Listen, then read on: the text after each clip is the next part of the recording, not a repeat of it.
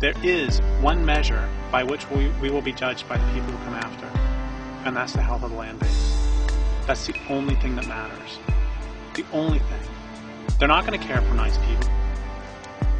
They will care that they have water to drink, and that they have food to eat, and and they're not being poisoned, and that the planet hasn't gone through runaway global warming. That is what matters.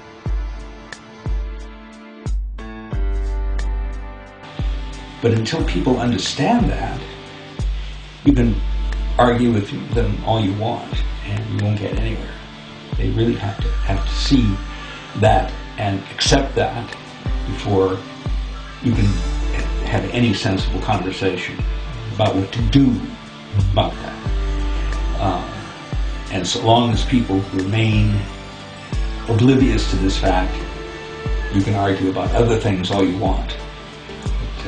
Until they see that we really are facing a calamity, not for the planet, because life on the planet will go on just fine without us. But we are in danger of making ourselves extinct. It's very hard to imagine what a long-term future is going to be like for architecture, what the long-term plans. We can look to 2,000 years ago, but the game is completely different. All the rules have changed. The resources are different. It's impossible to know how we're going to be living on this planet, if at all, in 100 years, 200 years, 300 years. The industrial experience was a story with a beginning, a middle, and an end. It was a narrative. It wasn't just something that is established and then goes on forever. That implies that we're going to need to know how to do engineering on a small scale, on a local scale, on a doable scale, on using materials that are common and still available, and technologies that are not too high. That's why for me, give me the space that I need. It's not a lot. Make that space efficient. Make that space healthy. Make it in a way that when it's over, I feel good about what's gone because of what I did. And make it in a way that when I'm gone, it itself is just going to melt back into the earth. And it's not going to be a big eyesore. It's not going to be a gash out of the forest. My house is not going to be a gash out of the forest. I've been in many cob buildings, and they're wonderful. Cob is a real favorite of mine because you can be so playful with it. You can make these shapes, organic shapes, and so on. You can build hobbit houses, and you let your imagination run wild. You're not confined to these, flat walls that end in square corners, which is really so boring.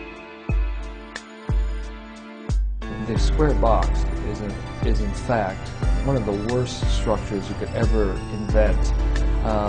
You notice that nature never has anything square. There's a reason for that, because probably if there was anything square ever in the 5 billion years history of nature, it would lasted maybe a minute, because the square box is probably, from my research, the most inefficient, ineffective shape in the universe. We need to reinvent these ideas around sheltering ourselves such that it allows us to enhance community, because in the energy scarce future, the real social security will be being on good terms with your neighbors. So we need to figure out how our living arrangement can support that, can support us being on good terms with our neighbors, being friends, being there, showing up for other people who live near us. Is it possible to offer people a different cultural paradigm that says what's really important to us is our relationships with the people around us, our relationship with the place that we live, our relationship with the stuff in our lives that we eat, that we clothe ourselves with, that we build with. By focusing on those relationships, I think there's a positive ripple effect that will lead out into the rest of the world.